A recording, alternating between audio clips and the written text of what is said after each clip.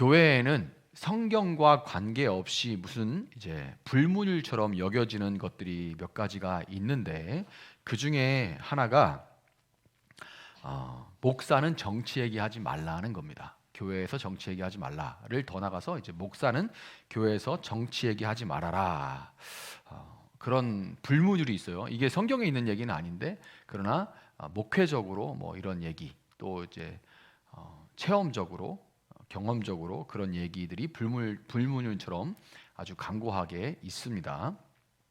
다양한 관점을 가진 교인들이 있을 수 있고, 그분들이 시험에 들 수 있으니까 무슨 말인지 충분히 알겠는데, 그런데 재미난 건 뭐냐면요, 그런 말하는 목사님이나 그런 말하는 어떤 뭐 성도님들이나 그런 분들이 대개의 경우는 특정 당을 강력하게 지지하는 분들이라는 거예요. 그러니까 아주 특정 당을 굉장히 아주 강고하게 지지를 하면서 거기에 반대되는, 어느 쪽이든지 반대되는 어떤 그런 류의 말을 하게 되면 이제 굉장히 반발을 하는 거죠. 자, 영국에는 노동당과 보수당이 있죠. 노동당을 이제 자유당이라고 하고, 보수당이 이렇게 둘로 갈라져 있고, 그리고 프랑스에는 18세기 이후에 프랑스의 좌파 우파, 우리가 지금 얘기하는 좌파 우파, 자코뱅당, 지롱드당 이렇게 해서 좌파 우파가 갈라진 이후에 정당 정치가 영국, 프랑스 이쪽으로 해가지고 영미권으로, 그 다음에 이제 우리나라도 정당 정치가 발전을 해 왔죠. 그래서 지금 사람들이 생각할 때는 정치 이렇게 얘기하면 특정 당 뭐 이렇게 생각을 하지만, 정치라는 게 당을 지지하는 것만은 절대 아닙니다. 정치는 굉장히 복잡다단하고 굉장히 넓은 분야를 다루고 있는 것이 정치죠. 자, 그리고 이제 또 그런 교회에서는 정치 얘기하지 말라라는 강력한 지지 기반이 되는 것 중에 하나가 또 정교 분리를 말하기 때문입니다. 정교 분리. 근데 이 정교 분리가 왜 나오게 됐냐면, 중세 시대에 정치와 종교가 야합을 했을 때 얼마나 타락했는지를 이제 우리 역사가 증명하고 있기 때문에, 정치와 종교가 야합을 했을 때 어떤 타락의 결과를 맺게 되는지가 역사 가운데 분명히 밝히 드러나기 때문에, 종교개혁 이후에 정교 분리가 모토가 되어 왔지만, 사실 성경적으로 보면 국가와 교회는 견제와 협력 관계입니다. 뭐 이렇게 야합을 해서도 안 되고, 그렇다고 완전히 떨어져 있어도 정교 분리해서 뭐 종교에서는 정치 얘기를 하지도 마, 정치는 종교 손도 대지 마, 뭐 이런 관계가 아니라 견제하고 협력하는 관계가 돼야 됩니다. 자, 하나님이 다스리지 않는 영역은 없죠. 이 세상에, 온 우주에 하나님의 눈이 미치지 않는 곳은 없고, 하나님이 다스리지 않는 영역은 없습니다. 교회에서 정치 얘기 금지라는 얘기는 정치는 하나님의 영역이 아니라는, 자칫하면 신성 모독이 될 수 있어요. 하나님 다 좋은데 정치는 건들지 마십시오. 제가 지지하는 당은 하나님도 건들면 안 됩니다. 혹은 하나님도 이걸 지지해야 됩니다. 이렇게 돼야 되는 거죠. 그러니까 내가 주운 거죠. 아주 이거 굉장히 위험한 거예요. 정치 영역은 하나님도 건들 수 없다는 신성 모독에 가까운 말이 될 수도 있습니다. 그리고 정치 지도자를, 어떤 당이든지 누가 되든지 간에 정치 지도자를 종교가 꾸짖지 못한다면 구약의 선지서와 오늘 시편은 성경에서 도려내야 됩니다. 성경에서 이제 잘라내야 돼요. 선지서, 그 두꺼운 이사야, 예레미야, 에스겔, 그 두꺼운 선지서를 다 칼로 잘라내야 되고, 그리고 시편에 특별히 오늘 이 시편 58편은 도려내야 됩니다. 왜냐하면 이 시편 58편이 바로 공동체의 탄원신데요. 탄원, 하나님 앞에 탄원하는 그런 기도문이에요. 불의한 통치자들의 억압으로 인해서 고통받는 공동체의 탄원시가 바로 시편 58편이기 때문에 그렇습니다. 자, 1절을 보면 너희 통치자들아 너희가 정말 정의를 말하느냐. 맨날 정의 얘기하죠. 정의, 공의 이런 말들 하죠. 너희가 공정으로 사람을 재판하느냐. 자, 2절이 이어서 그렇지 않구나. 그렇지 않구나. 너희가 마음으로는 불의를 꾸미고 손으로는 이 땅에서 폭력을 일삼고 있구나. 이렇게 말합니다. 이렇게 평가를 하고 있어요. 마음과 손은 총칙용법이라고 해가지고 인간의 총체적 행동을 상징적으로 말하는 겁니다. 마음은 범죄가 시작되는 원천이죠. 그 마음이 범죄가 시작되는 원천이고 손은 그 죄를 실행하는 도구가 돼요. 자, 그러니까 이 1절과 2절로 볼 때 권력을 쥐고 있는 불의한 통치자들이 스스로를 방어할 힘이 없는 비천한 자들, 여기서는 인자 혹은 사람이라고 돼 있죠. 이 사람들을 억압하고 있는 현실을 지금 고발하면서 탄원하고 있는 겁니다. 자, 3절을 보면 악한 사람은 모태에서부터 곁길로 나아갔으며 거짓말을 하는 자는 제 어머니 뱃속에서부터 빗나갔구나, 이렇게 얘기해요. 악한 사람은 모태에서부터, 엄마 뱃속에서부터 곁길로 나갔고 거짓말을 하는 자는 엄마 뱃속에서부터 빗나갔다, 이렇게 얘기해요. 이 말을 왜 했을까요? 시인은 지금 악한 통치자는 모태에서부터 엄마 뱃속에서 존재의 본질로부터 곁길, 그러니까 정도를 가는 게 아니라 곁길로 간다는 거예요. 하나님의 길과 다른 길로 본질적으로 간다는 얘기입니다. 그리고 뱃속에서부터 거짓 가운데 태어났다라고 지금 시인이 여기고 있는 거예요. 성경이 이 거짓된 이 통치자들이 뱃속에서 본질적으로 하나님의 길과는 다르고 거짓 가운데 태어났다라고 여기고 있는 겁니다. 다시 말해서 이 악한 통치자는 본질적으로 누구의 자식이라는 거예요? 하나님의 자식이 아니라 마귀의 자식이라는 겁니다. 요한복음 8장 44절에서도 예수님께서 뭐라고 하세요? 너희는 너희 아비를 따라, 너희 아비는 사탄이고 마귀고 너희는 너희 아비를 따라서 날 때부터 거짓말하는 자다, 이렇게 얘기를 하시죠. 그래서 본질적으로 하나님의 통치에 대적하는, 단순히 그냥 그런 악한 통치자의 개념, 개인 누가 나쁘다 뭐 정치 뭐 들어가면 누가 나쁘고 뭐 이렇게 되죠. 그런데 여기서는 좀 더 큰 개념입니다. 지금 이렇게 마귀의 그런 개인보다도 그 뒤에 더 크게 하나님의 통치에 대적하는 사탄이 있고 그 사탄의 통치를 위해서 일하는 자들이라고 지금 시인은 얘기를 하고 있는 거예요. 본질적으로 그들은 하나님과 곁길로, 다른 길로 가면서 사탄의 나라를 위해서 일하는 자들이라는 겁니다. 자, 4절 5절을 보면 그들은 독사처럼 도끼가 서려 귀를 틀어막은 귀머거리 살무사처럼, 살무사보다는 코브라가 더 맞죠. 코브라 이제 어렸을 때 만화나 이런 거 보면 이렇게 삐리삐리 이렇게 불면, 술사가 이렇게 불면 거기서 딱 항아리 같은 데서 나와서 이렇게 춤을 추고 하는 그런 것들 보셨을 텐데, 살무사보다는 코브라가 맞을 텐데, 귀를 틀어막은 귀머거리 살무사처럼 마술사의 홀리는 소리도 듣지 않고 능숙한 술객의 요술도 따르지 않는구나, 이렇게 얘기해요. 4절 5절 보면, 자, 도끼, 여기서 그들은 독사처럼 도끼가 서려, 이렇게 얘기하는 도끼는 3절에 따라서 보면 이 도끼는 뭐냐면 거짓 증거를 얘기하는 겁니다. 입만 열면 거짓말을 하는 거예요. 거짓 증거, 그리고 계약 위반. 통치자로서의 서약이 있죠.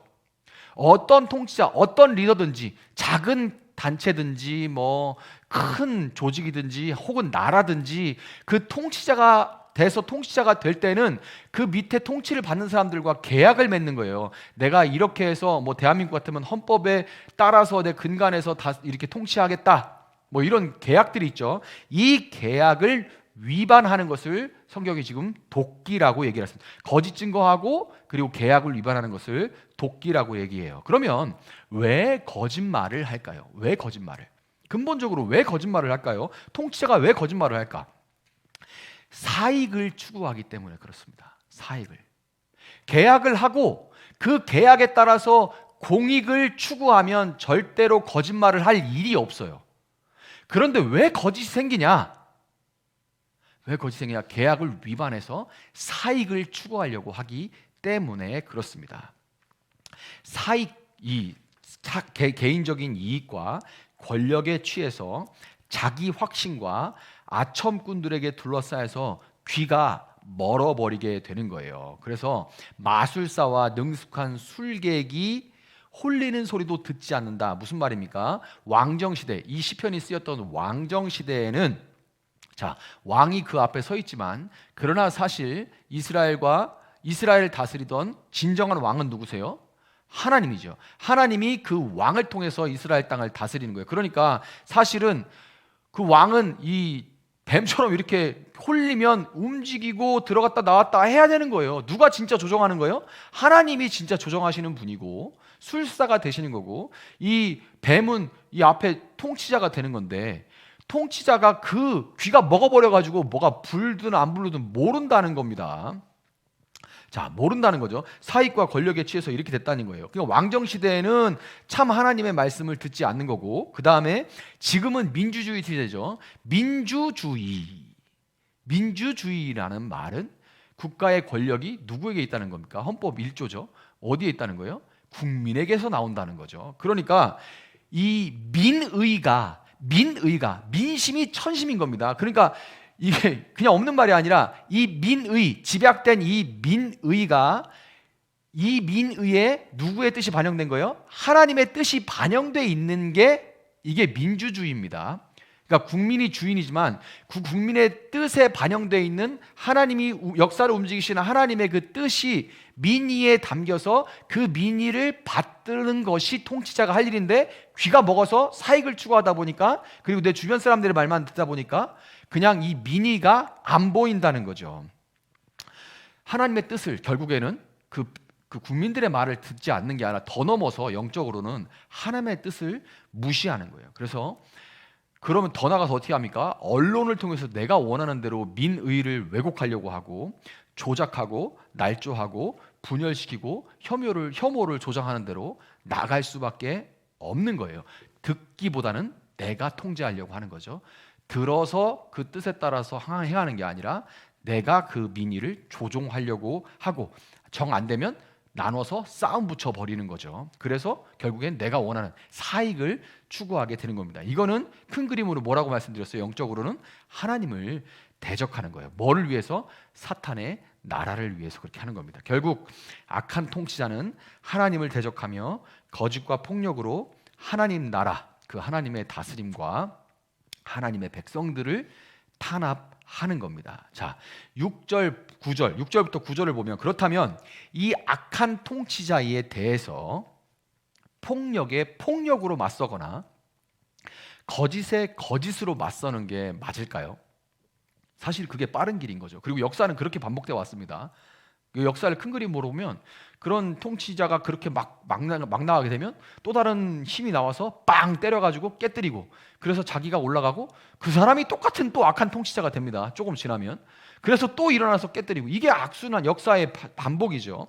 그렇다면 이 하나님의 백성들은 폭력에 폭력으로 맞서거나 거짓에 거짓으로 맞서야 할까요? 이거는 결코 성경적인 것이 아닌 거죠. 그래서 이 시편 58편에서 시인은 7가지 저주를 합니다. 여기 7가지 저주가 나와요. 6절을 보면 입안에서 이빨을 부러뜨려 달라 그렇게 얘기하고, 또 두 번째, 젊은 사자의 송곳니를 부러뜨려 달라 이렇게 얘기해요. 이것은 그 악한 통치자의 거짓을 꺾어달라는 말이죠. 누가? 내가 힘으로 꺾겠다.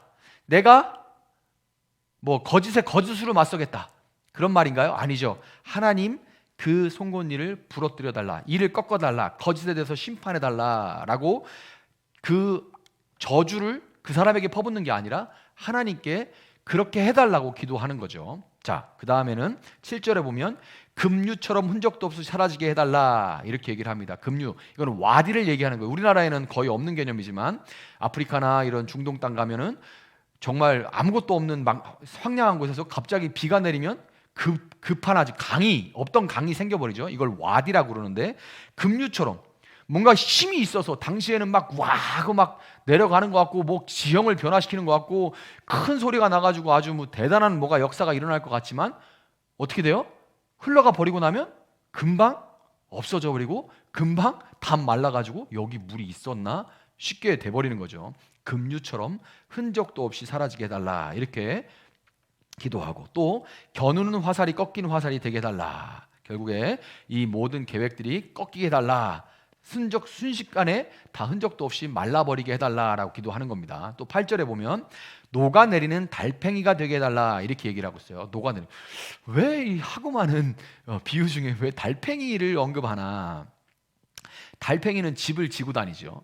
집을 지고 다니면서, 여러분 달팽이 좀 괴롭혀 본 분이 있는지 모르겠는데, 달팽이 이렇게 있으면 톡 여기 나와 있잖아요.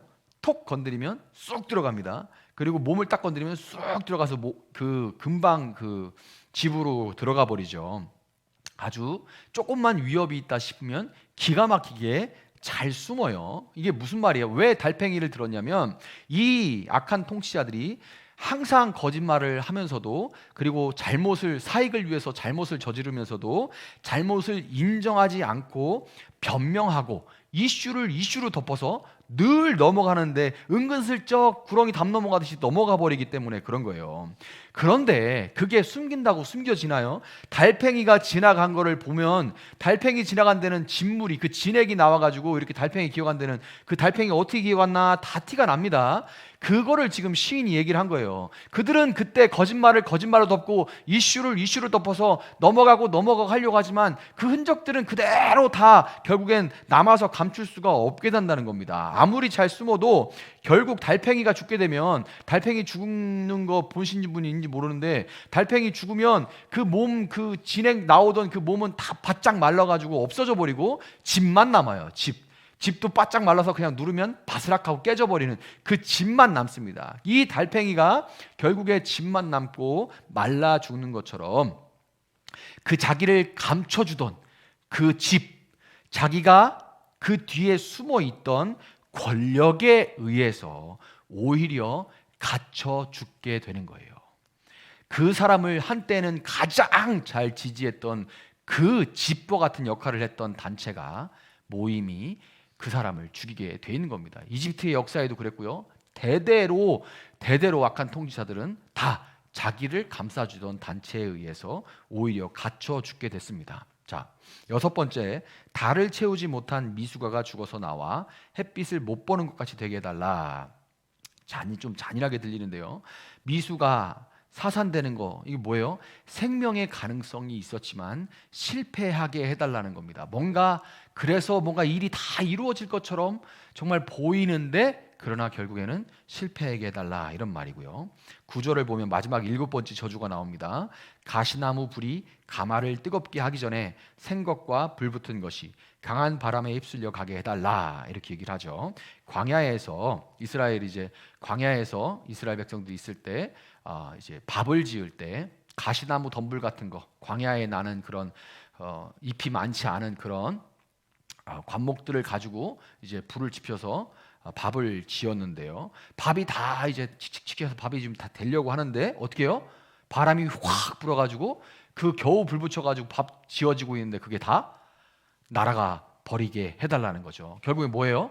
불 다 지펴서 밥 다 되고 이제 막 작전을 계획을 짜고 너 이렇게 하고 너 이렇게 하고 뭐 해가지고 뭐 이렇게 한 자리 이런 계획들, 기가 막힌 그 계획들 다 지어진 것 같은데 다 된 밥에 콧받들이는 거죠. 악한 계획이 실패하게 해달라. 이게 그 악한 통치자에게 대해서는 저주처럼 보이지만 그것을 거짓의 거짓으로 혹은 폭력의 폭력으로 맞서는 것이 아니라 이걸 누구한테 하는 거예요? 하나님께 구하고 있는 거예요. 아주 강한 어조로 하나님께 이렇게 해달라고 기도를 하고 있는 겁니다. 10절 11절을 보면 과연, 혹은 이제 개역개정에는 진실로라고 돼 있는데 아크라는 말입니다. 과연 의인이 열매를 맺는구나. 과연 이 땅을 심판하시는 하나님은 살아 계시구나. 이 과연 아크라는 말이 강조하는 것이 결국에는 일반 사람들이 생각하는, 예상하는 것과는 다른 정반대의 결과가 나올 것임을 강조하는 이것이 바로 아크예요. 그래서 반드시 하나님께서 내가 기도한 이 7가지를 들어서 하나하나 기도했던 것과 같이 하나님께서 그렇게 해주실 것이다 라는 신뢰와 확신입니다. 여러분, 폭력에 폭력으로 맞서거나 거짓에 거짓으로 맞서지 말고 끝까지 진리를 붙들고 하나님 앞에 우리는 기도하며 선포해야 할, 이 시인과 같이 이렇게 해야 할 우리는 의무가 있는 사람입니다. 왜냐하면 단순히 우리가 뭐 특정 당을 지지하 이런 거 아닙니다. 왜? 아까 제가 말씀드렸죠. 우리는 하나님의 나라를 위해서 기도하는 거예요. 그리고 본질적으로 악한 통치자는 사탄의 나라를 위해 일하고 있는 거기 때문에 우리는 그 기도를 쉬어서는 안 되는 겁니다. 자, 악한 지도자들을 비판하고, 지도자를 비판하는 것은 뭐 누가 올라가도 항상 비판을 하게 돼 있는데 그냥 그거를 그냥 비판을 비판으로 끝나는 경우가 참 많죠.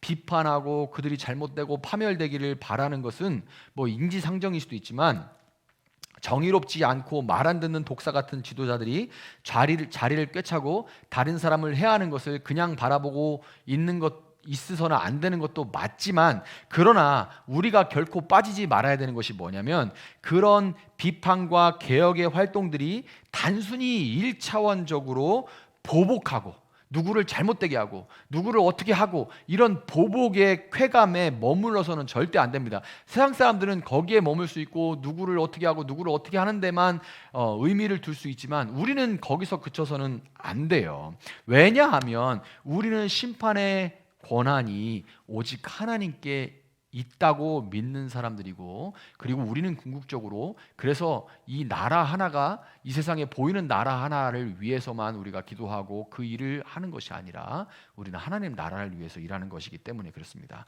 그리고 우리가 그렇게 비판하고 파멸을 막 바라다 보면, 그 개인에게 치중하다 보면 우리 마음도 똑같이 강팍해져요. 그래서 점점 자기만의 정의에 함몰되어서 악한 자와 동일하게 되는 경우가 정말 많습니다. 말도 뭐 이쪽 땅을 지지하는 사람은 이쪽을 막 믿는다고 하면서도 아주 거친 말들을 쏟아내고, 반대쪽에서는 또 이쪽에 대해서 또 막 거친 말들을 쏟아내고, 왜냐하면 그 초점이 한 개인에게 몰리고 그 큰 그림을 보지 못하고 그냥 세상과 똑같이 누가 잘못되기를 바라는 그 복수의 쾌감에만 집중을 하기 때문에 그런 거예요.